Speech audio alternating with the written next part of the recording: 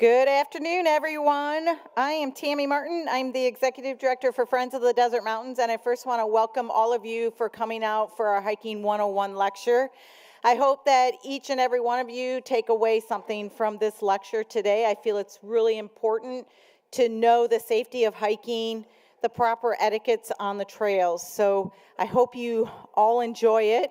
I want to run a few things before we get started. I want to run a few things by you all. First, I want to thank the Rancho Mirage Library for having us and being a partner of Friends of the Desert Mountains. I'd appreciate that you guys, I'd also ask you to please check out their programs as well as Friends of the Desert Mountains programs. They have a lot of stuff going on at the library, along with all the programs that we have going on. I want to thank REI for being here today. They are a partner of Friends of the Desert Mountains, and Friends was awarded the co-op grant this year from REI. And so it's really great to partner with a great organization like REI. We do have REI mugs back there for sale for $10. That 100% of that $10 is returned to Friends of the Desert Mountains. So, somebody in the possibly might need a mug. Just please be willing to purchase those items because those help fund the programs that we provide to the community. We are a part of the Tour de Palm Springs, and 100% of donations made to Tour de Palm Springs. If you are walking, if you are biking in the Tour de Palm Springs and haven't signed up under a nonprofit, please use our code FODM25 to sign up. 100% of the entry fees and donations are returned to Friends of the Desert Mountains as well. Calendar of events. We have a list of calendar events. As most of you, or maybe some of you know, we provide a lot of programs, free programs to the community. So please check out our programs. Some of you probably have attended the Coachella Valley Wildflower Festival. I'm not sure how many wildflowers we're going to have this year because of lack of rain, but the Wildflower Festival will be held on March 1st at the Palm Desert Civic Center Park. 1 week prior to that, we will be holding a 5K trail run on the Henderson Trail up off of Highway 74. If anybody likes to do some trail running, those proceeds benefit Friends of the Desert Mountains as well. And there is information on the back table for that. And also, before you leave today, if you'd like to sign up to receive our newsletter, please do so on the back table. So at this time, we want to get the program started. I would like to introduce, first I want to thank all of my staff that is here today. I have quite a few of them here. Well, I have a small but mighty staff. Can we give a round of applause for my staff who does an amazing job, and along with our volunteers, which some of them will be on the panel today. We couldn't do what we do without our volunteers. The volunteers mean the world to us, and my staff is amazing as well. So at this time, I would like to introduce Oscar Ortiz, our Director of Education, and he will be starting the lecture for you.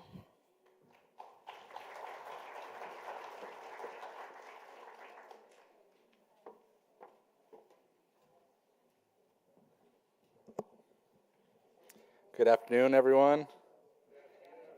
How's everyone doing today? Good? All right. Let's get ready here. Well, thank you all for joining us. My name is Oscar Ortiz. I'm the Director of Education for Friends of the Desert Mountains. We're a nonprofit based out of the Coachella Valley here. We focus on conservation, hiking, and environmental education. On the conservation side, we've helped conserve over 60,000 acres of natural lands over the past 37 years. We also still maintain over 18,000 acres of those natural lands. On the hiking side, you'll see our team of hike leaders here. They lead free guided hikes all throughout the Coachella Valley, from Desert Hot Springs all the way to Mecca. And they also help maintain all of our trails so that our community can get out onto the land and be able to enjoy all these beautiful places that we have here in the Coachella Valley. On the education side, we have an education staff that works with local schools, community centers, and libraries. We take kids out hiking, we take families out to the tram. We do a lot of classes and activities to get people more familiar with the wildlife and natural resources here around the Coachella Valley. And so part of our education now is our new lecture, our Hiking 101, to get people ready to go out on the trails. So today we'll be talking about a few things that go into planning your hike. Choosing the right hike for you and your group, preparing for the hike. We'll talk about the 10 essentials, 10 things that we hope all of you bring to all of your hikes. We'll talk about leave no trace principles, which is leaving the land cleaner than what we found it, helping to improve our environment. And then we'll talk about safety on the trails as well, being ready for any emergencies that might come up on the trails. We also will have a panel after this. We have some members from our rescue teams, our tribes, some of our lead hike leaders out here, and desert riders are here as well. So they'll be able to answer some of your more difficult questions after this. I mostly lead hikes with third graders, so I know the easy stuff. Yeah.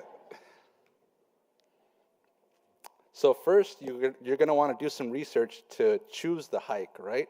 And especially here in the desert, it's extremely important to look at the temperature and weather conditions. We want to make sure that we're not going out when it's 110 degrees, right? No matter where you're going, no matter how much water you have, we want people to stay home during those extreme weather conditions that we have out here. There's also certain areas that even with a moderate wind, you'll get a lot of dust in your eye, right? A lot of dirt in your eyes. Areas like Desert Hot Springs, Mecca, the Cove, areas that all areas that you want to avoid when there's those winds kicking up. Length and difficulty is also something that you want to check. You want to make sure that you're starting off slow, right? Adding maybe 1 mile at a time to your hikes to make sure that you know your ability and your limits when you're going out there. Also monitoring, what age of children you're bringing out to the hike, any disabilities or injuries that people might have in your group, especially if you're going on very long hikes. You want to make sure that you know any medical conditions that people might have in your group. Shade cover is another important thing out here, especially during the very hot summer months. If you're going somewhere where you're going to be exposed to the sun all day, it could be quite dangerous. One of the trails that I really like is the Badlands hike in Indio. Has anybody been to that one? Yeah, a few people, right? And so if you've been on that trail, there isn't much shade there. So if you go out there in the middle of the day and you don't have too much water on you, it can get pretty dangerous. So we want to be aware of that as well, how much shade you're going to have available when you get out there. Dog-friendly trails, also important here, especially because of our peninsular bighorn sheep. They're very sensitive to the presence of dogs, so that's one of the main reasons why a lot of our trails don't allow dogs on those trails. So please be respectful of those designations, and you can still bring your pets on a lot of the other trails that do allow them. Bike-friendly trails as well, also something good to know. One of the things that we have in the back as well is we have some maps that we've done in collaboration with Visit Greater Palm Springs, and those do have some of these facts on there, how long the trail is, how difficult the trail is, and if dogs are allowed or not allowed on there. So if you'd like any more of that information, please visit our table there in the back for some free maps. Now, getting prepared for a hike. Out here, hydration and electrolytes are extremely important, right? Bringing enough water for you. Here on short hikes, even on the shortest hikes that we have, we do recommend at least 2 liters of water to bring out with you. I usually try to go with whatever I think I'll need for a hike, I'll bring twice as much. And a lot of times I'll actually end up using that for other people who need water on the trails. Actually happened to me just yesterday. I had one of my third graders starting to cramp up, and I told her, hey, you need more water? She said, I ran out, so I had my extra water bottle, filled her up, and we were good to go. Electrolytes are also good to have handy. They can really help rehydrate somebody a little bit quicker than just water itself. Next, we'll go into gear and clothing selection. So you want to make sure that you have the right clothes for the atmosphere that you're going out into. If it's really hot, wearing something breathable, but also wearing things that'll protect your skin, right? The long sleeves, a nice hat to cover yourself. If you're going out in the rain or snow, you're going to want waterproof gear, right, to keep you nice and dry and warm out in that winter cold. We also would like people to notify a responsible adult before you go out, somebody who's not going on the hike with you. Let them know where you're going, what time you're going out, what time you expect to be back. Maybe a check-in time is always good. If you don't hear from me from 5 o'clock, try to call me. If you can't get a hold of me, I might be in trouble, right? So then somebody knows where you're going. If they don't hear from you by that evening, they know where to send the help to go search. We also recommend downloading or printing a map. All trails will allow you to download the map. I know Google allows you to download some of the maps for the trails, but also always bringing a physical printed map is always good so that you're not depending on your phone. You know, a lot of places will lose service out here, so you can't depend on that. And then, you know, just in case your battery runs out or something, you still have something to go off of and a compass to go with it as well. Next, bring a friend. It's always helpful, you know, especially in emergency situations, that you can have somebody else to go and get help or to help you, you know, get cleaned up or get you back up and going. I personally have problems with directions, so I always bring somebody who knows how to get directions really well with me. And then we'll also talk next about some of the 10 essentials. So these are the 10 essentials that we recommend people bring out with them on their hikes. This is for about a 2 to 5 mile hike. The longer hikes, you know, you'll need a lot more materials and equipment. But for a 2 to 5 mile hike, we want you to have your navigation tools, you know, whether that's your phone, as we mentioned, maybe a printed map, a compass that can help you get around. We also would like you to bring a flashlight or a light source. No matter what time of day you leave the house, bring a flashlight with you, because one wrong turn and all of a sudden you're taking a bit longer of a hike than you expected, right? So I had recently I had a friend in the Los Angeles forest who was supposed to be out, you know, 2 hours and back. They ended up getting lost. They got off the trail and they were out until midnight, I believe. And they didn't have a flashlight, so they were out in the dark. Luckily, there was a full moon and they were able to see on their way out. But it can get really dangerous if you don't have a light source out there, so definitely bring a flashlight with you. Sun protection is also important, making sure, especially during those harsher summer months, wearing long sleeves, a nice hat to cover yourself, sunscreen for any exposed areas to keep your skin safe, good first aid kit so you can handle any cuts and scrapes that you might encounter out there. A knife's always good in case, you know, your clothes get stuck on something, or just a really good tool to have with you out there. A fire source, some kind of lighter, matches, just in case you might need them. We really don't recommend starting fires if you don't really need to right now, especially with how dry and windy it's been lately, so be very careful with that. Shelter, especially if you're bringing a tent or something, if you're going to be staying out, we definitely recommend to test out your equipment before you go out on the trail, right? Put it out in your backyard or front yard and make sure you have all the pieces together. Maybe throw some water on it, make sure it's not leaking, right? So give it a good test before you bring it out. Extra food and water, as we mentioned, even if you don't need it, somebody else might need it, right? So we always bring some extra food and water with us in case somebody starts feeling like they need a little bit more energy or they're getting a little dehydrated out there. A signaling device is good, especially for the areas where you don't have service, right? Let's say you fall down and you're trying to get somebody's attention, you're a little bit far away. Sometimes people will bring a whistle with them, and that'll help them get people's attention. Mirrors work really well with the sun as well, so signaling people with lights or with sound with the whistles. And then bring in extra clothes just in case the temperatures drop and you need to stay warm. So always having a couple extra layers, or maybe you fall in a puddle or something and now you're really wet and you want to get a change of clothes. So always having a few extra clothes in your bag is also good. Any questions so far? I don't see anybody. Okay, we'll keep going. And our hike leaders added some expanded essentials for us. So some gear poles, those hiking poles, you can take with you, especially on really long hikes or any difficult terrain that you might be crossing. Sometimes people have injuries that this can help out with, so some poles can be really helpful for you. Tools and repairs, especially if you're going out on a bike, having all the tools that you might need to fix a flat tire or anything that might go wrong with that bike, and bringing those with you. Emergency items, the first thing that comes to mind is an inhaler, maybe Benadryl if you're allergic to bee stings or something, right? Any prescriptions that you might need in case of emergencies, bring those along with you because you'll be kind of far away from any pharmacies out there. Personal items are always good if anything personal that you might want to bring. And then health and hygiene, just in case you have to use the restroom. I like bringing soap with me. I always have water, but having soap just in case I need to get cleaned up. And then any extras that you need to bring along with you. We want to make sure everybody's hiking responsibly. And so, as we mentioned before, we don't want to hike alone, right? We want to bring somebody with us that can help us in cases of emergency, just in case, because we're out there in the wild and things can get a little hard sometimes. So bring somebody with you, bring a friend with you, or come hiking with us and sign up on one of our hikes. Leave no trace, as we mentioned. We don't want to leave any trash out there. We don't want to leave dog waste out on the trails, right? So making sure we're packing everything up, any waste that we have, put it safe in your bags. Make sure it doesn't fly out of your pockets or something, right? So keeping that all clean out there. Staying on the trail, even when it's muddy or wet, is pretty important. So as much as possible, stay on the trails. The trails is kind of our area, right, for us humans to walk through.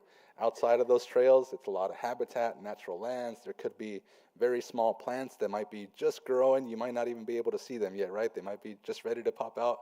And if we go stepping on those, it'll cause some damage. So want to stay on the trails as much as possible. There's also some areas with cultural resources out here, right? So we want to make sure that we're keeping those areas protected and staying on the trails where we're supposed to be. Fire safety, as I mentioned, please don't start fires right now.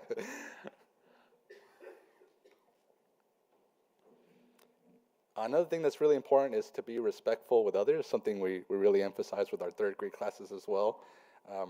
Be respectful by leaving no trace, right? Keeping your trash, picking up other trash if possible. A lot of people I know will carry an extra bag with them and just pick stuff up as they go along, just to help out.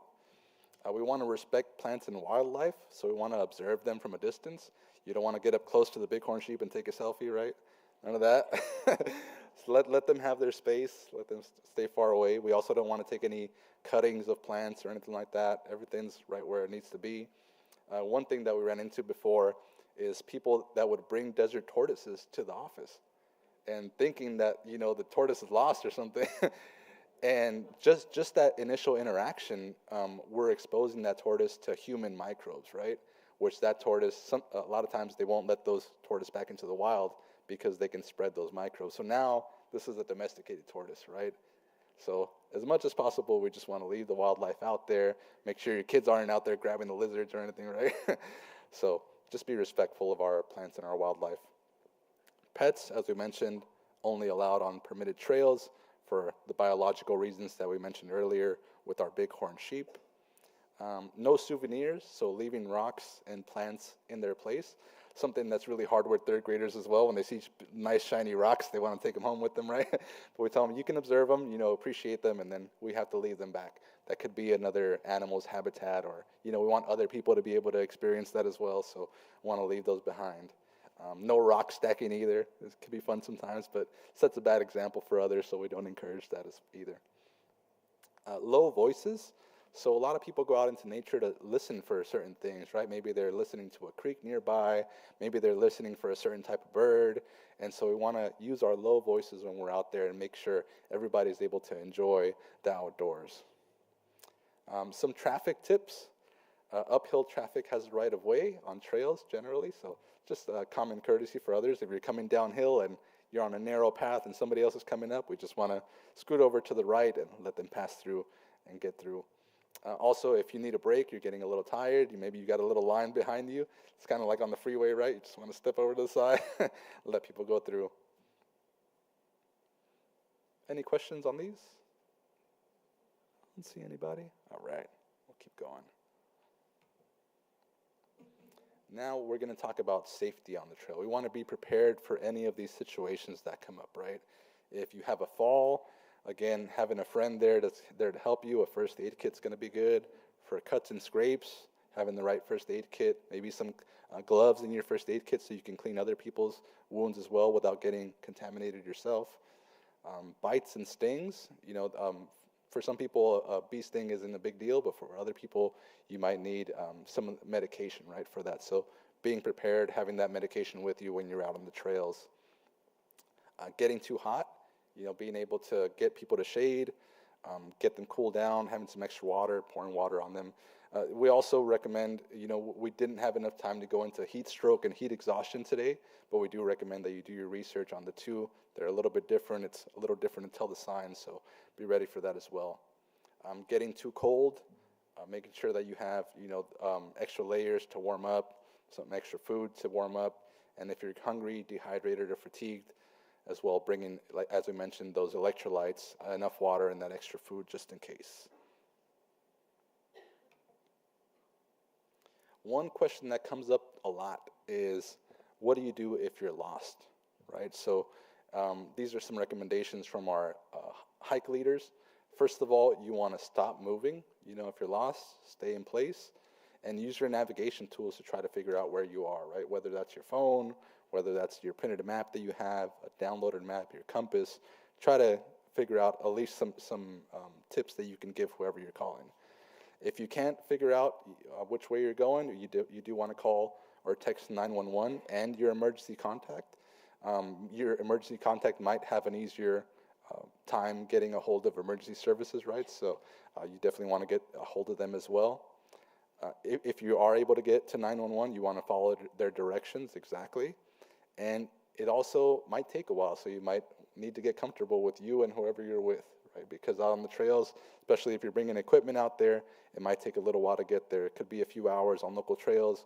Other more remote locations where people are hiking for a couple of days, it could take a couple of days to get there. So want to make sure you're hunkered down and ready for that wait. Another thing that comes up pretty often is, what do you do if you don't feel well when you're out in the outdoors? Again, we would recommend that you stop moving. You can find a good place. If it's hot outside, find some shade, get comfortable, call your emergency contact, tell them where you are and how you're feeling so they're aware, and then try to get some food in you, some water, electrolytes, and some rest, and see if you can get better. If you're not feeling better, and let's say you're getting up to half an hour, you definitely want to call the emergency services at that time and get some help out there. Any questions there? And we will have one of our rescue service people here to answer more questions on that on our panel. All right, keep it going.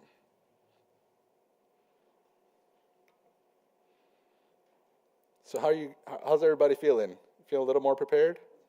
Yeah? Nice. Okay, cool. So just a little overview. We want to choose the right hike for your group, looking at the age and ability of everybody in your group, right? You don't want to go with the strongest person. You kind of got to go with the weakest link, right? and be aware of the age, any disabilities, any medical issues that people might have. Getting prepared, having your 10 essentials, anything extra that you might need on that trail. And then, again, we want to respect nature and respect others while we're on the trail. Things happen, be ready for emergencies. As we mentioned, following those steps when you get into those tight situations will help us get you the help that you need quickly. And then we'll just want to have fun and learn about nature and keep connecting to our land. Some people might feel ready to go on a hike with them or their group alone. If you're not quite ready yet, again, we do have guided hikes. These are free hikes led by our hike leaders, and these are all throughout the Coachella Valley, and you can sign up on desertmountains.org. We also have some trail maps in the back, and we have trail information on our website and links to more information on our website at desertmountains.org. And then again, we have our partners at REI in the back. Whatever, if you need your 10 essentials, or you need any other hiking gear, or have questions about hiking gear, they're happy to answer any of your questions right there back. And if you enjoy our presentations, you can sign up to volunteer, or you can donate online, or come just join us for a hike. Or you could be a hike leader too. Yeah.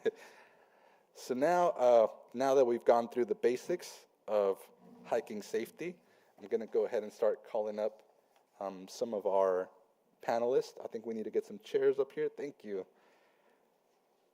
give a round of applause for our Rancho Mirage staff here. Super helpful.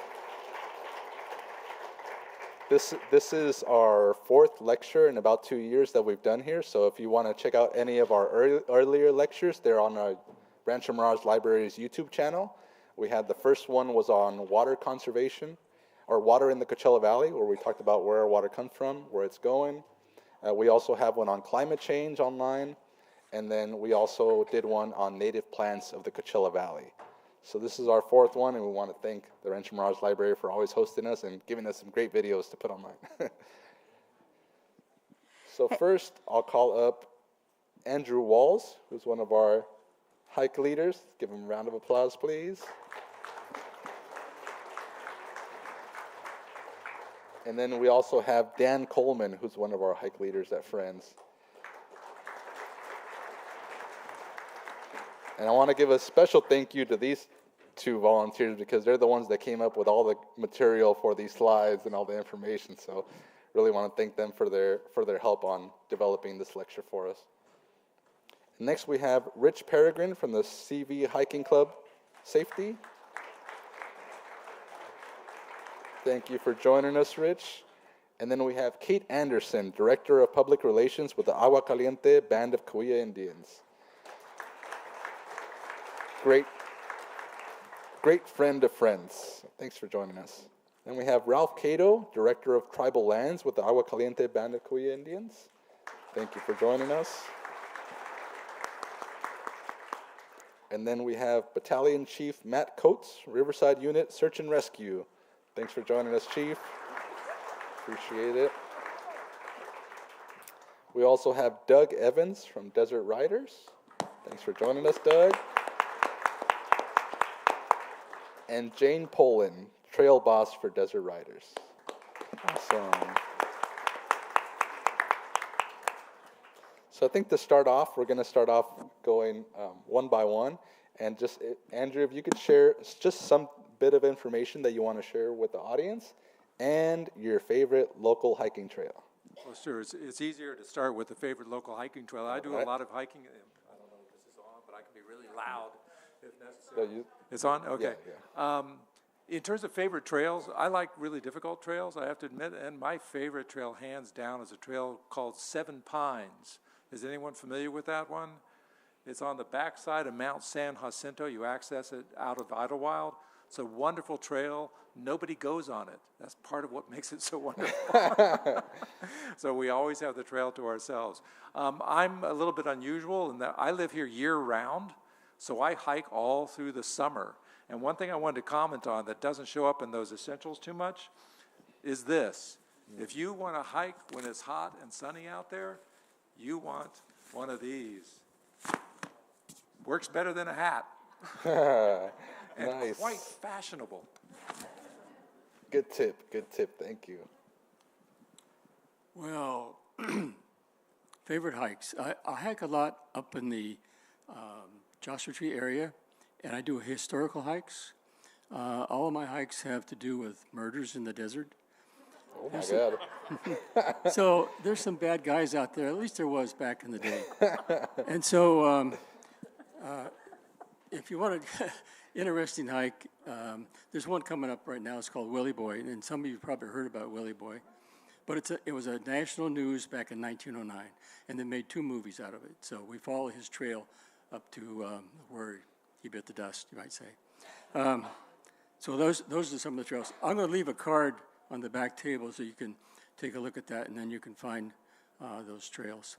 Also, if somebody sprains their ankle, anybody here ever sprain their ankle? Oh, a couple people, yeah. So you need to know how to make a crutch with 2 hiking poles. And you can do that just by looking at this card, go online, and it'll show you how to make a crutch. Okay? Cool. Great tips. Hello, my name's Rich Peregrine. I'm Vice President of the Coachella Valley Hiking Club, as Andrew and Dan are also part of the club. The one thing that my favorite hike right now is Indio Badlands because the hiking club used a lot of volunteers to put that trail in. And it's a nice trail because it's got a little bit of every part of the desert. The desert, the canyons, you can see the Salton Sea and a lot of different things when you get up there. It's a beautiful six-mile hike. We have a wonderful website that people that want to start to go out and hike, there's a calendar that you can read on our website. It's called the Coachella Valley Hiking Club. It shows in the color forms of the easy, the moderate, the strenuous, and the very strenuous hikes. And there's things going on every week, several times a week. So, and people that are interested in, because they don't know where the trails are, you can go with the hiking club every time and you'll find out where the trails are, how to get on the trails, and you're going to also make a heck of a lot of friends because they also have more than just hikes on the calendar. They've got socials, they've got lectures that come up with a lot of different things that would help you to be a hiker. And so with that, it's $15 a year to be a member, and we have almost 800 members of the club right now.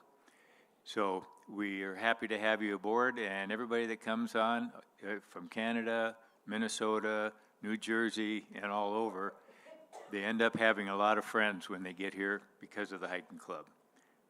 Awesome. And thank you for your help on the Badlands Trail. Appreciate it. Go ahead, Kate. All right. Good afternoon, everyone. I'm Kate Anderson. I'm the Director of Public Relations for the Agua Caliente Band of Cahuilla Indians, and Ralph and I are here today representing the tribe. We're really excited because we have more than 150,000 people who visit our tribal ancestral lands every year on our hiking trails. We have more than 60 miles of hiking trails in the Indian Canyons, and we have another 2 miles of hiking trail over at Tahquitz Canyon. My favorite trail right now is Murray Canyon. It's beautiful this time of year. In about a month, we're going to have some amazing, hopefully, right? Somebody said maybe not as great flora this year, but we're going to have some beautiful brittle bush blooming soon. Verbena will be coming out real soon. And so Murray Canyon's my favorite right now, on foot or on horse. That's one of the trails that you can do both on right now. And we're really excited about being here today because we do want to be able to talk about our tribal lands. And that when you're with us out on our tribal lands, we have our tribal rangers that can share more than just what you see. And being able to learn about the land and the ancestral element of the land and about the original people here in the Coachella Valley, of course, are the Cahuilla people. So hopefully we get more time to talk about that today. Awesome. And then we did bring some prizes. So we'll have a round of prizes coming up here as well, too. Yep, sounds good. Good afternoon, everyone. Again, like Kate says, my name is Ralph Cato. I'm Director of Tribal Lands for the Agua Caliente Band of Cahuilla Indians, and I'm pretty lucky, I guess, because I get to hike in the Indian Canyons every day. So Nice. all those trails are my favorite out there. I've been working there for over 28 years, and I just have not gone tired of the Indian Canyons. So that's about it. Okay. Thank you. Hello, everybody. My name is Matthew Coates, CAL FIRE Riverside County Fire Battalion Chief here in the city of Rancho Mirage. Again, or tag on to what this gentleman said, Indian Canyons is my favorite trail, and we bring when we have family out in the visiting us, that's where we go. That's our #1 trail that we go to. I'm happy to discuss the capabilities for rescue of your local fire department and how we handle rescues for people that are injured on our trails. Good afternoon. I'm Doug Evans with Desert Riders and Desert Riders Trails Fund. Desert Riders was founded in 1930 as a riding club, Western riding club, and we have ridden every year except during World War II.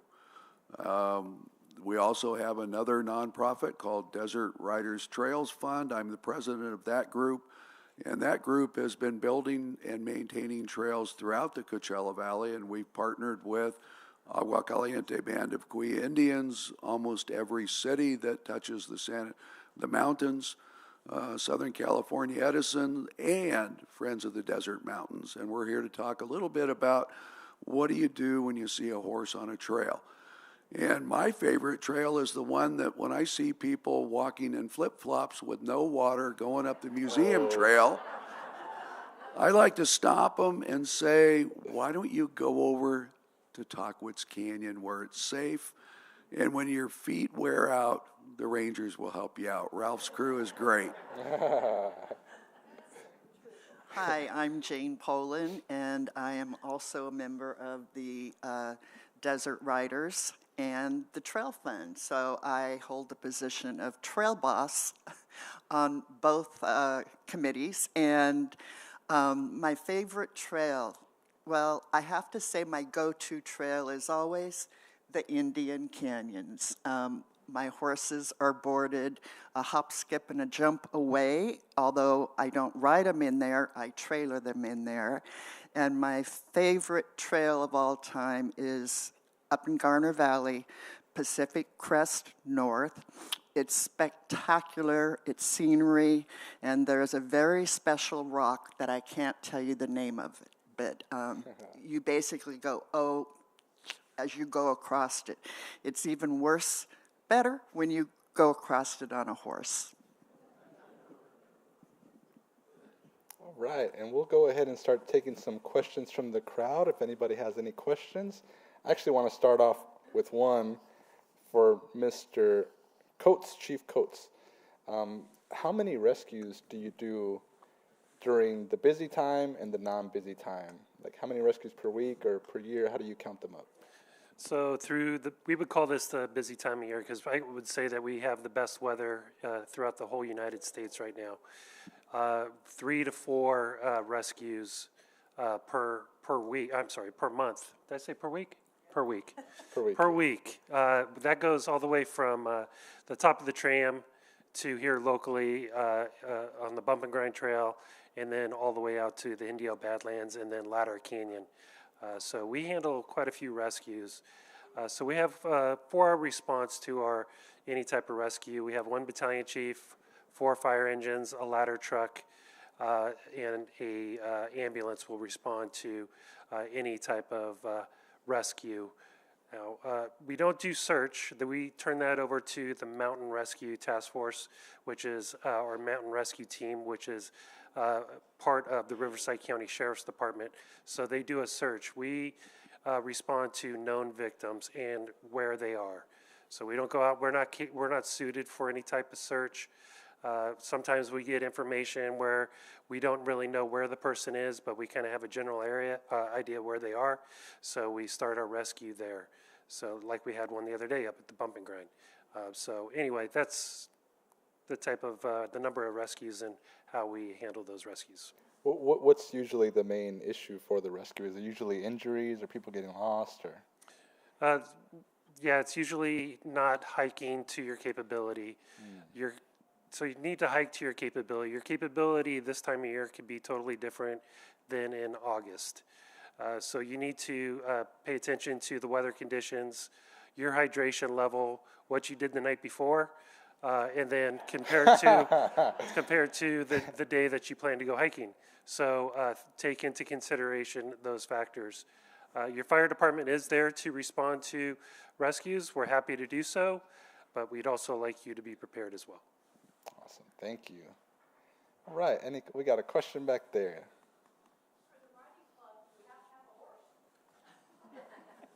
Yes. Oh, sorry, for the people on the video, I'll repeat the question. So you said for the riding club, do you have to have a horse? Yes. Yes, you do need a horse. You wouldn't be able to keep up with this, probably, would be the big deal. We typically are faster than the hikers, and so, yes, unfortunately. But you could come and take a look at our club. We'd love to have you come and see what we do.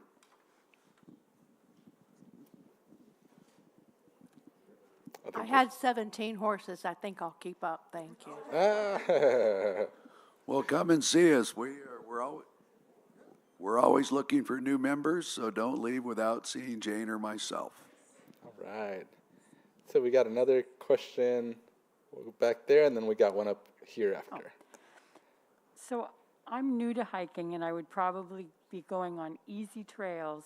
I have really sturdy running shoes. Do I need to buy hiking boots? Ooh, she says she has running shoes, but she's wondering if she has good running shoes, but she's wondering if she needs hiking shoes. Go ahead, Andrew. I think Dan and I should handle that. We should both put up our feet. I wear trail running shoes. Dan likes to wear hiking boots. It's all a personal choice. You've got to look at what works best for your feet and your hiking style. I tend to move very fast on the trail, almost running. And so I like a very light shoe, but that means my feet have less protection. So I have to be more careful about foot placement. With a hiking boot, particularly around cactus, you get more protection. You get more protection from hard rock coming up to the sole of the boot. So it depends on how you want to actually hike. Boots weigh a lot. And a lot of weight on the bottom of your foot adds up over time. These shoes are really light, so I like them light and fast, but it depends on your hiking style.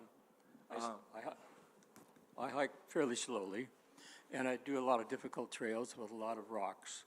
One other thing, too, is that I'm almost 80 years old, and so elevation gain bothers me when I stop. So I got a secret weapon.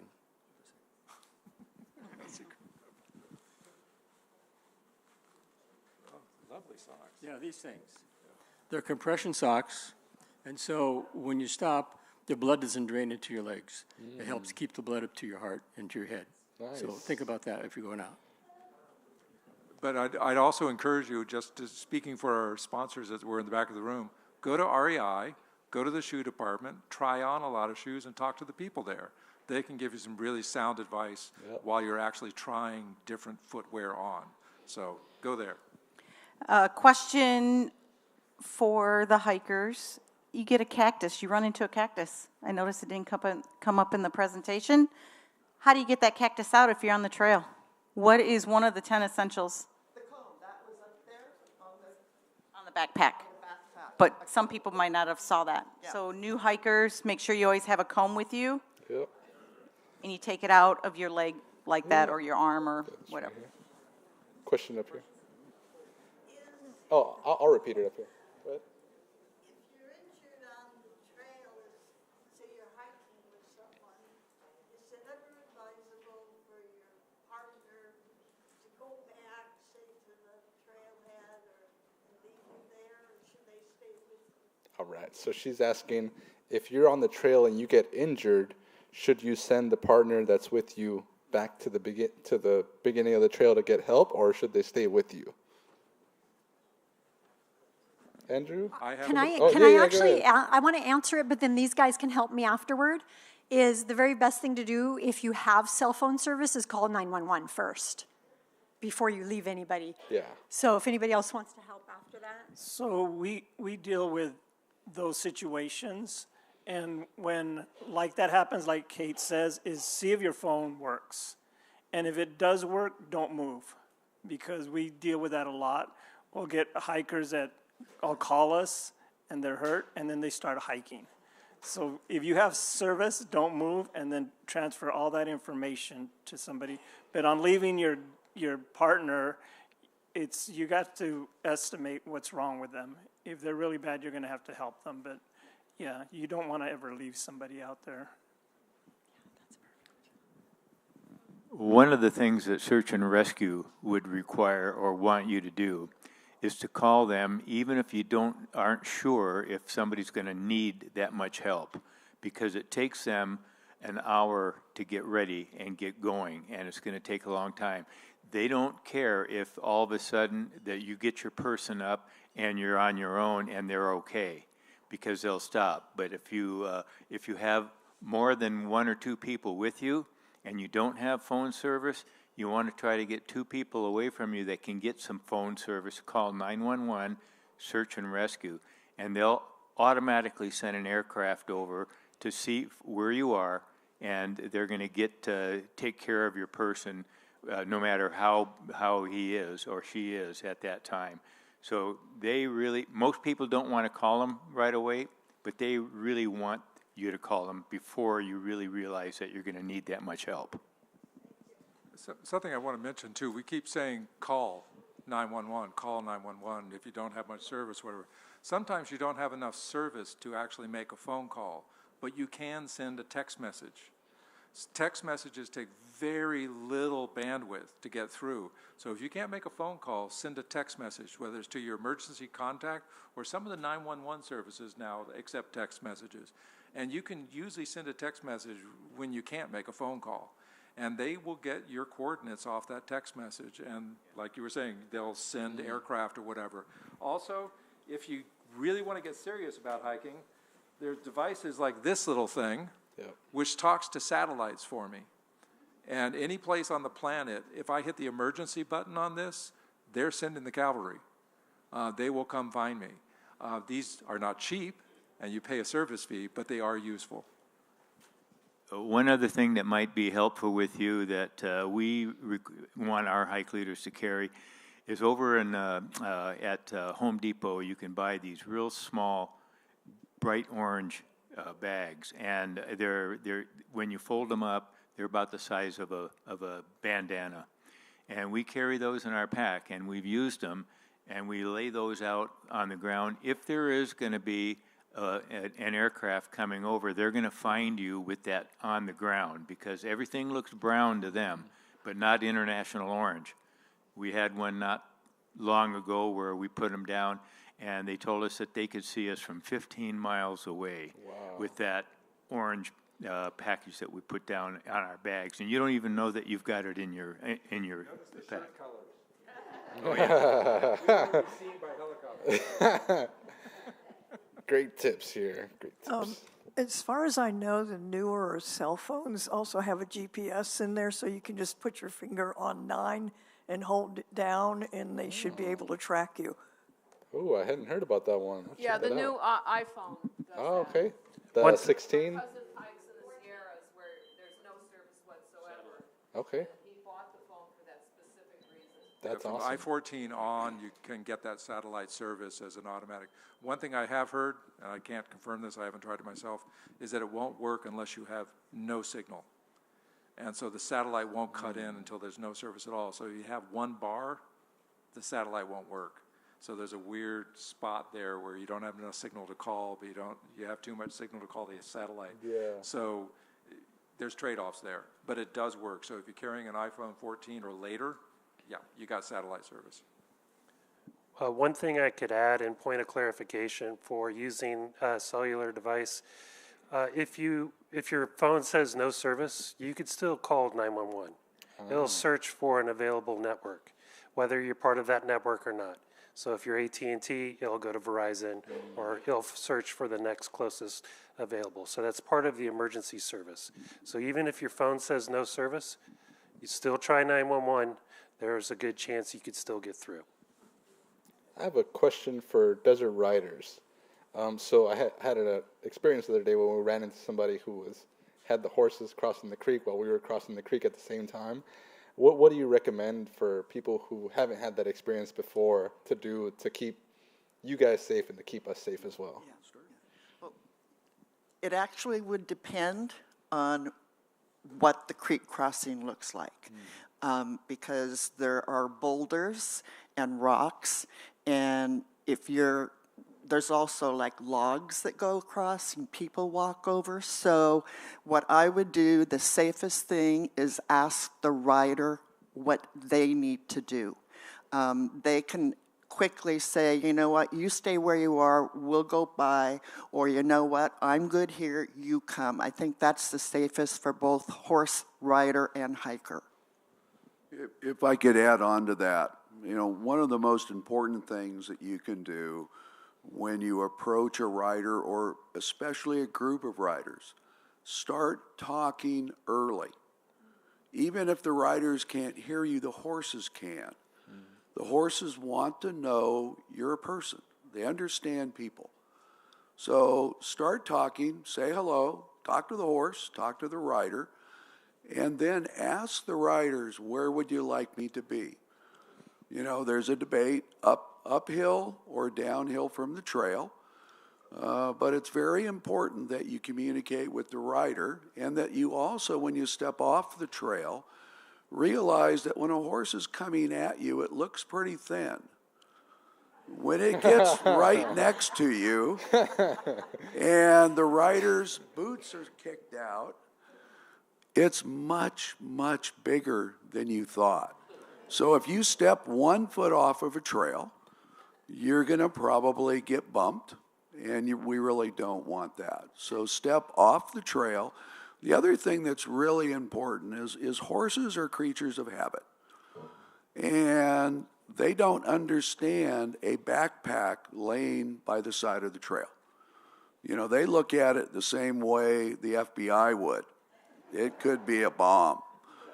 So take your personal possessions with you, backpack, walking sticks, water bottle, everything. Keep it with you and tight to you so that the horse doesn't spook. Because, you know, they're 1,000-pound animals.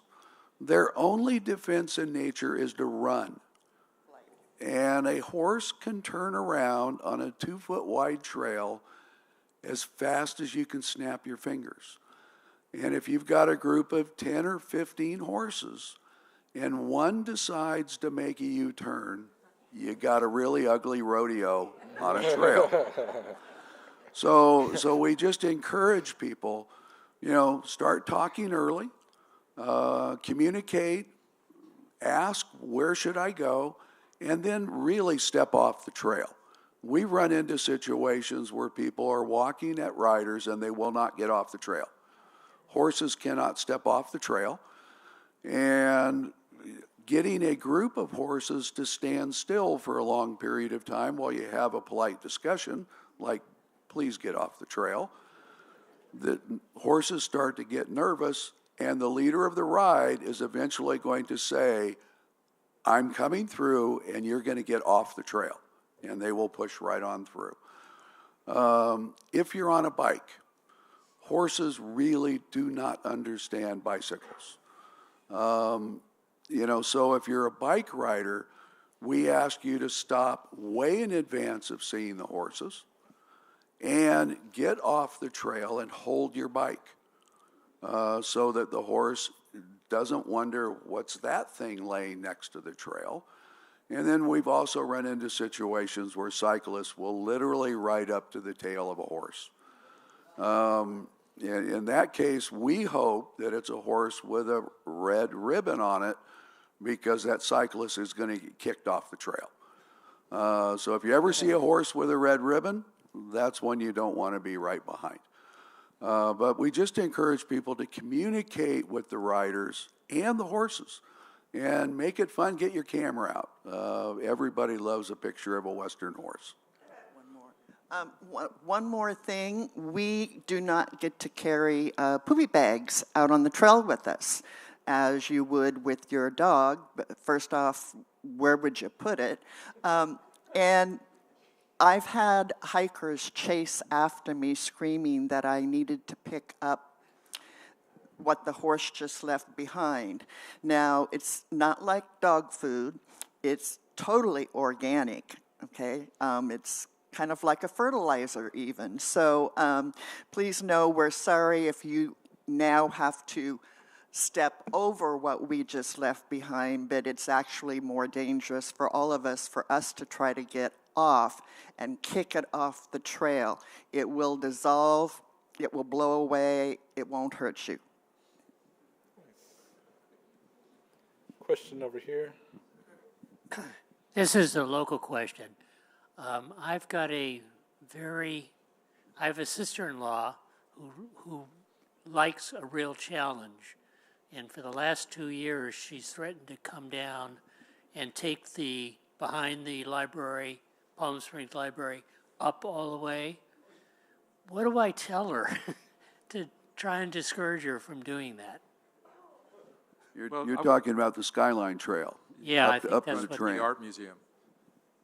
Tell her to sign up for a guided hike with Coachella Valley Hiking Club or some other group, so she doesn't do it alone. That's the main thing.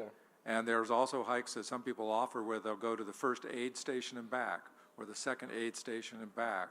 And so the ways that you can do it in increments and learn how difficult the trail is without committing to the full distance.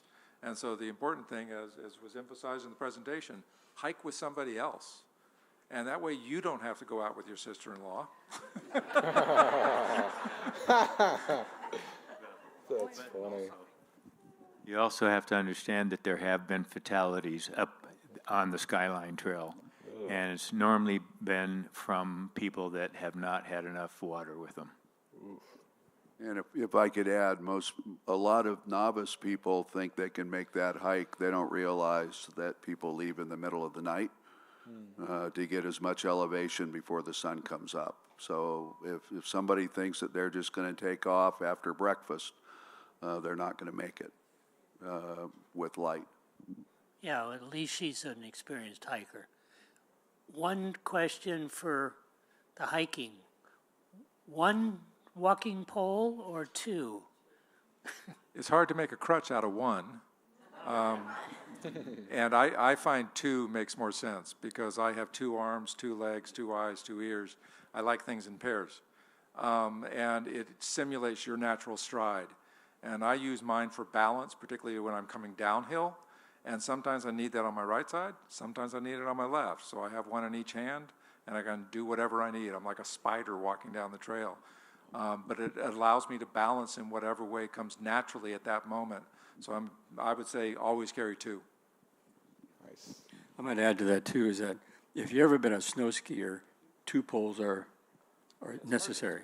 Yeah, and you can still use the same type of motions when you're coming down trail with 2 hiking poles. You can bounce off rocks, you can spin around them.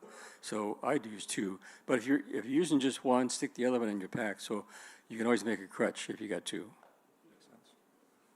Right. So I want to go back to shoes. My name's Steve. I work for Red Jeep. We hike out by the Indian Badlands. Oh, there he is. And the lady was asking about what shoes she should have. If you're in the slot canyons or somewhere where it's uneven, you definitely need hiking boots because your ankle can get turned very easily. And that's just the comment I wanted to add to your shoe comments, was that if you're going to hike in uneven rocks and things like that, your ankle can get twisted very easy, and I would suggest hiking boots. Appreciate the feedback. I'd say, again, it depends on you and your own experience. I don't own a pair of hiking boots, and I hike the Grand Canyon. So it all depends on what you're capable of doing and what you're comfortable doing. As we were saying, you never want to hike beyond your capacity, your ability. And it's the same thing with footwear, clothing, everything. So like I'm going out and walking my dog at 6 a.m. this morning. It was 40 degrees. I was in shorts. That's not for everybody. So if you want to stay warmer, wear the things that make you comfortable. If you need heavier boots, wear heavier boots. If anything, start with the boots and migrate your way to lighter and lighter shoes. Don't start with the light shoes, get hurt, and then move to the boots. Yeah. So start with what feels safe and then figure out what's best for you over time. Do you do anything else for ankle support? Nothing? No. Nice. Just strong ankles? Yeah, one way to find out if you're as agile as this gentleman here is stand on one foot for 30 seconds without hanging on to anything. If you can do that, if you can do that, then you're in pretty good shape, okay? But most of us can't do that unless you're really practiced doing that. So have a chair in front of you, stand on one foot, and see if you can do that with one foot, okay? And then the other foot. And then close your eyes and see if you can do it, okay?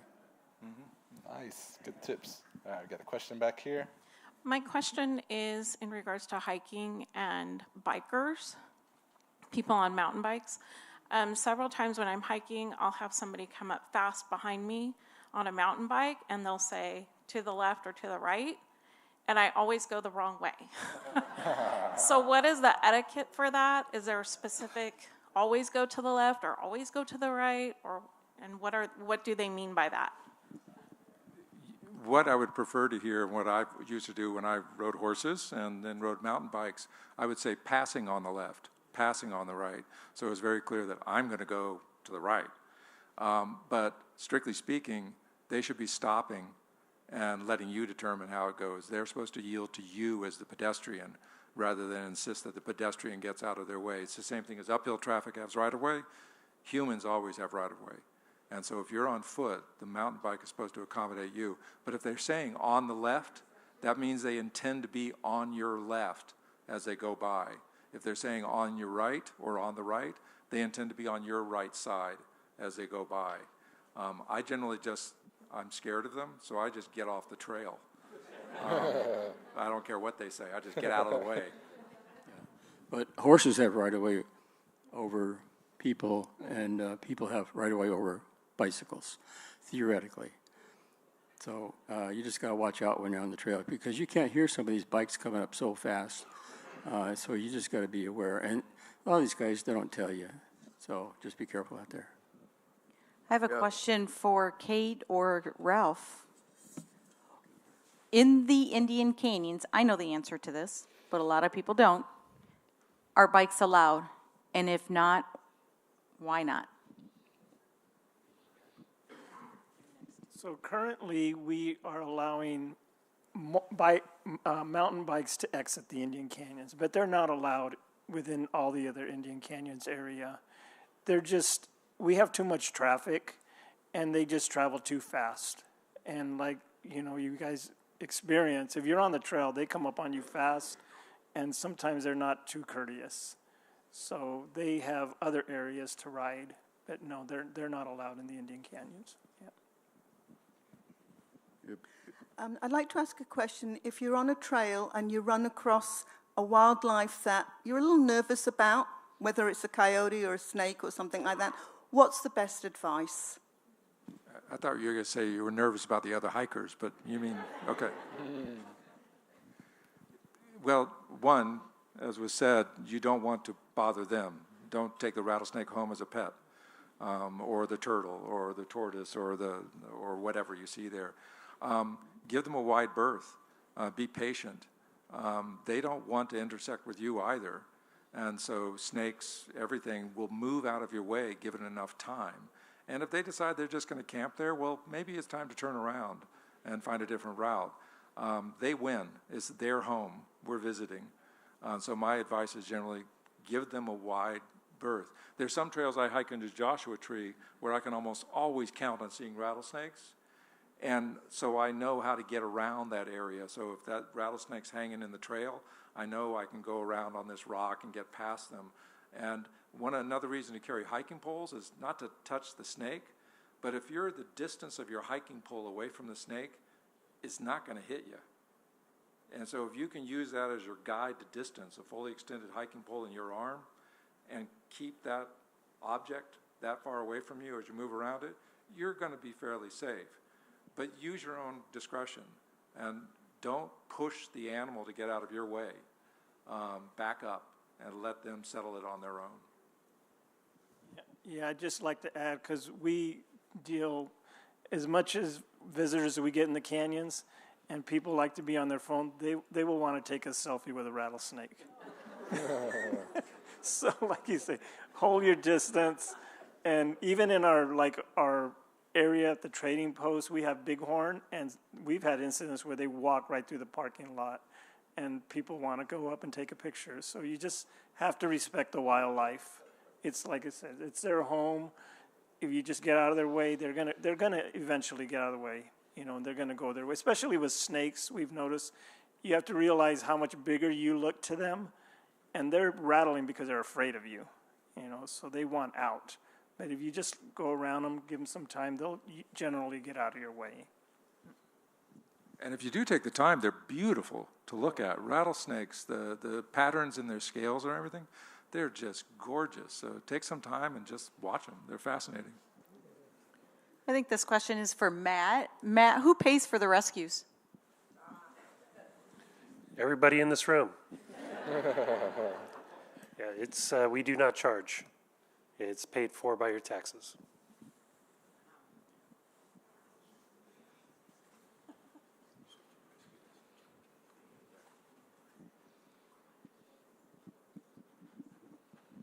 Can I just ask a quick question of the audience? Go ahead. Okay, cool. So I do like playing games and I like having fun. So how many of you would consider yourself an advanced hiker today?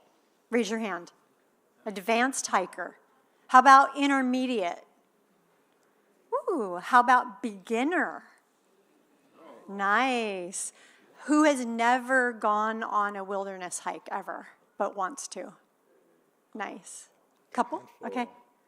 Awesome, thank you. Nice, cool. Yeah. Okay, so we have a quick quiz for those of you who want to get a little prize here. With a hand raise, how many of you know the name, and I'll have 3 acceptable names, of the only indigenous palm tree to the California desert? Raise your hand, and then we'll go ahead and start. All right, so let's go ahead and start in the back corner over here. Do you know the rest? Let's see if somebody else knows the rest before we give that away. Washingtonia foliifera palm tree. There's 2 other names that are acceptable answers, so she can get a prize. Let's go back, orange or red shirt. Fan palm. California fan palm. Yes, California fan palm. And they're not a tree. And they're not a tree, exactly. Okay, anybody else know the 3rd acceptable reference to that particular palm tree? Who's got it? Over here? Okay. Yes. Ooh, she gets like another bonus.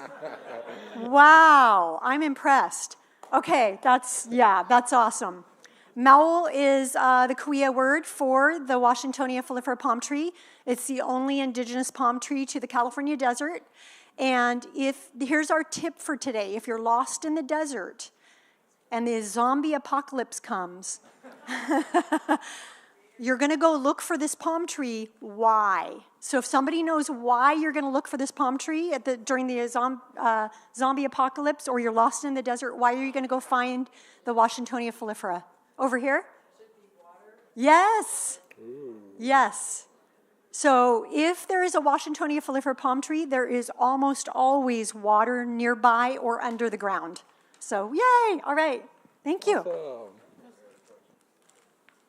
Question. Earlier you mentioned 2 things that I'd like more information on, or a repeat. You talked about a comb for, I think you said removing cactus. That's for, when you get the cactus stuck to you, you can use the comb to lift it out without. Like a hair comb? Yeah. Oh, okay. And then also making a crutch. What about that? So they were showing how to make a crutch out of 2 hiking poles. So with a few supplies, you can go ahead. Yeah, I'll be in the back of the room so you can take a look at it. Thank you. Also, something if you have some tape with you and you have cactus on you, you can use duct tape, and it'll take off the really small, light ones that you can't see, but they can still cause you to have an infection. Yeah. Duct tape is good if you twist your ankle as well. Been there, done that. The comb technique, by the way, I know this is counterintuitive when you get hit by a cactus. The comb technique works really well if you don't yank yourself away from the cactus. If like you put your leg up against a pencil cholla or something like that, is to stop, get the comb, and peel your leg away from it, using the comb to pull the spines back towards the plant. But that's the idea, is that the comb helps you pull the spines out of your skin. But the important thing is try not to get the spines in your skin in the first place. Question. What are some of your favorite easy trails? Hands down for me is the Randall Henderson Trail, which is at the Friends of the Desert Mountains Visitor Center off of Highway 74, just south of Palm Desert, before you start the twisty windies up the hill. Turn left in the parking lot there. It's what I call a ladder loop, because it's a like 3-mile loop if you do the entire thing, but there's 2 crossover points where you can make it a shorter loop. So you don't have to do, it's 300-foot altitude gain if you do the whole thing, or if you do the short one, it's practically no altitude gain, maybe 30 or 40 feet. Do the second one, a little bit more. Do the full one, it's a longer trail. But it's a very nice trail that way.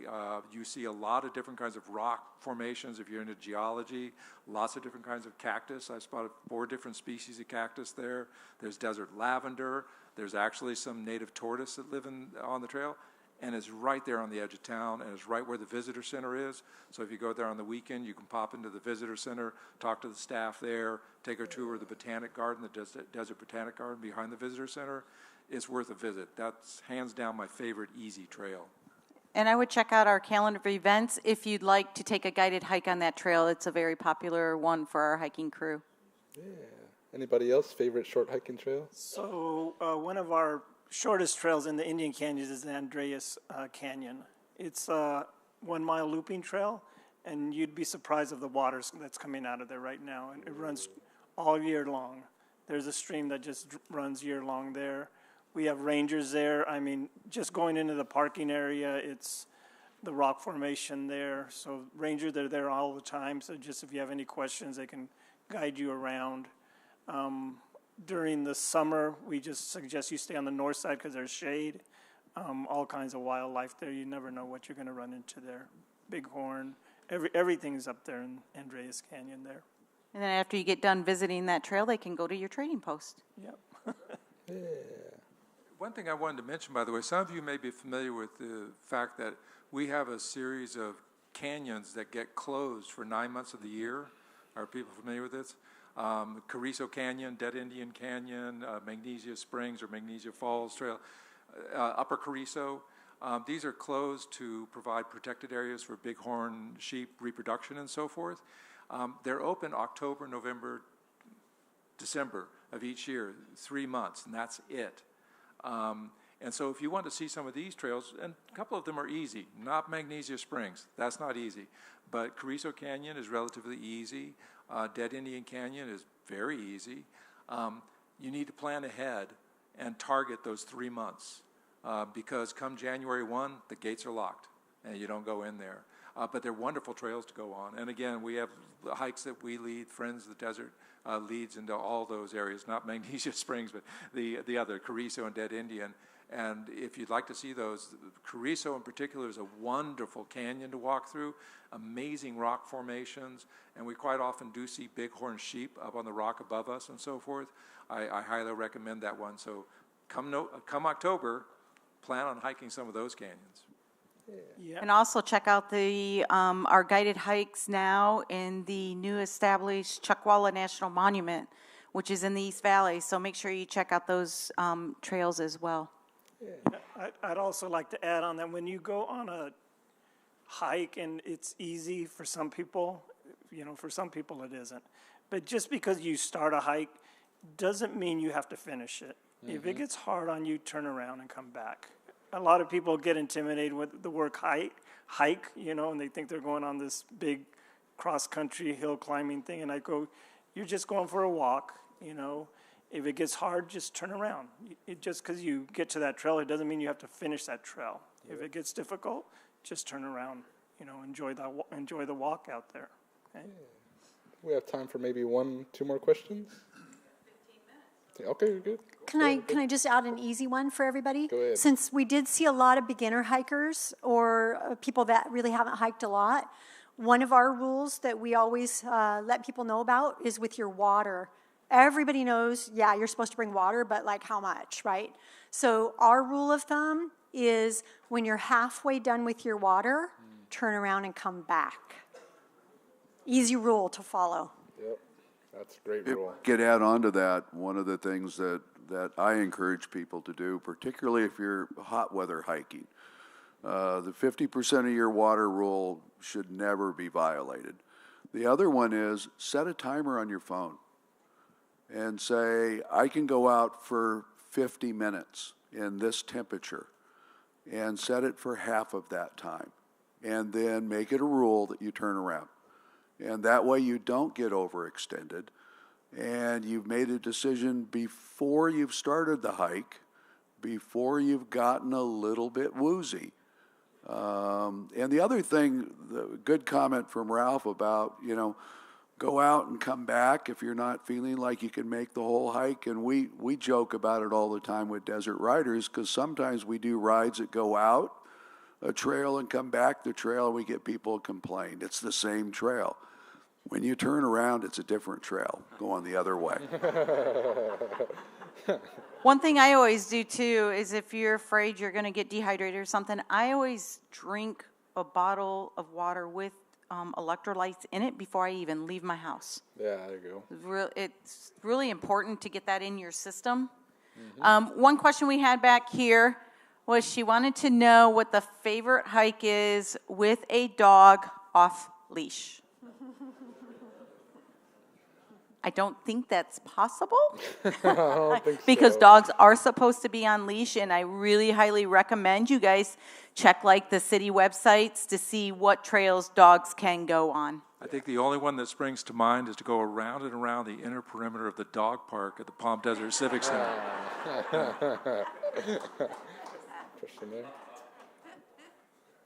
So I've spent this entire time wondering whether I should even broach the subject of this question. I'll phrase it this way. As a former dog breeder and one who dearly loves dogs,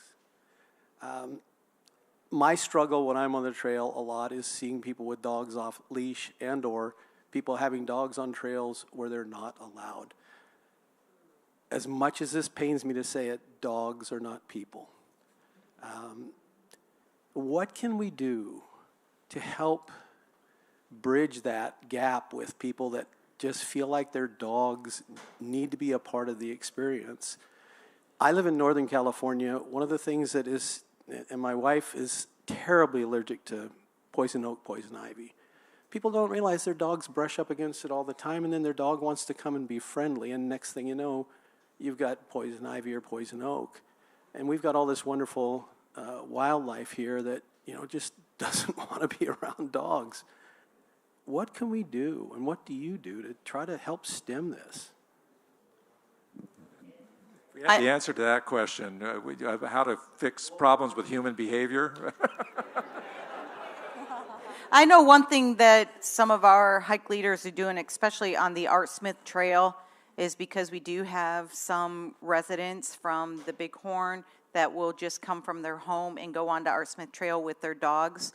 If you are comfortable enough, I would mention to them, you're not allowed to have dogs on this trail, and we highly recommend you turn around. That's what our hike leaders and hike people are doing. Yeah.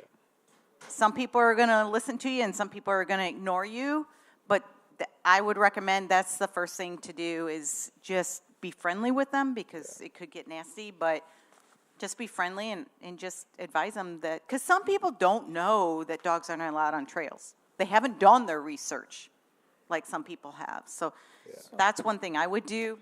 Ralph, you might have something else. I'd just like to add, at one point we did allow dogs in the canyons, and I'm a dog person. Kate knows I love dogs. My best friend is my dog. So, and I don't let him off leash, because if he gets loose, he's going to be food out there.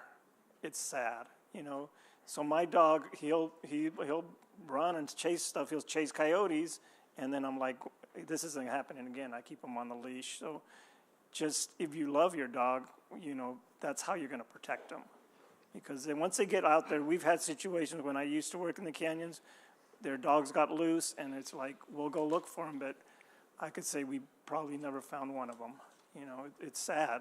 I mean, I would do a GoFundMe campaign so we can put a sign at every trailhead that says, no dogs allowed, and then 100 yards up the trail say, if you didn't see the previous sign, no dogs allowed, and then maybe another 100 yards up the trail say, if you've got this far with your dog, please turn around. If I could add to that, there's two groups that take signs down or graffiti the signs. It's the cyclists, mountain bike riders. I brought one of the ones that we've put up, with no bikes. They'll deface this in a minute. The other one is the dog owners, and I'm a dog owner. I love to hike with my dogs. I don't do it in the mountains around here, but I think the key thing is the cities are going through a process to actually codify no dogs on the trails, because in some cities it's not prohibited. Also, the Bureau of Land Management, when their staffing levels are adequate, they're doing pop-ups at trailheads where they bring a group of people out, their ranger, some of their administrators, they'll bring maybe somebody in from a hiking club. We've actually been there with Desert Riders to talk to people about horses on trails and try to do the education. But the main thing is the polite reminder, your dog doesn't belong here. And if people hear it enough, that it's really made a difference in Palm Springs. I sit on another group where we talk about this on a regular basis. La Quinta is really challenged because of the people in the Cove that believe their dogs should go anywhere, and some of them are not the nice dogs. So that reinforcement is real important, and the polite reinforcement. Don't go out and get in a fight with somebody over a dog on a trail. But if they hear it from 3 or 4 people on the same hike, eventually they won't come back. And there's been some success with that program, but it's tough. I just want to say, I know some of you are wrapping up the afternoon, but Ralph and I want to welcome you all out to the Indian Canyons or Tahquitz Canyon, especially those of you who are beginners and have maybe never hiked our lands before. Come on out. It's safe, it's fun, it's beautiful. You're going to see some of the most beautiful landscape that this side of the California desert has to offer. We are home to the world's largest palm oasis of the Washingtonia foliifera palm tree, which you now know as Malwool in the Kauai language. And yes, we do have a fee to get into our lands, but it's because we've got Ralph and his great team who are there all the time, making sure that our guests are safe, that people are respecting the land, and that they're enjoying their time on the land. So I just want to invite you all out. If you've never been, come out. If you haven't been in a long time, make your way back. So we just appreciate you and are so happy that you're interested in the beautiful lands that we have out here in the desert. So thanks. I want to let's give a round of applause to our panel today. Also want to send out a couple reminders about the events that are coming up. That information is on the back table, but also forgot to mention earlier, I do have raffle tickets back there for the tour to Palm Springs. We have $, $5, and the $20 one is for an electric bike. So 100% of those fees or charges come back to friends. So please help us out, buy a raffle ticket. Again, anybody else have any more questions before we break for the day? I have a comment. I want to thank everyone for coming. Please visit our website at desertmountains.org. For those of you, I have 4 different kinds of packs up here you can take a look at. So one pack's good for long hikes, one's for short hikes. Come take a look. And then if you want a card about how to make a crutch, come on up and get one. Oh, yeah, the ladder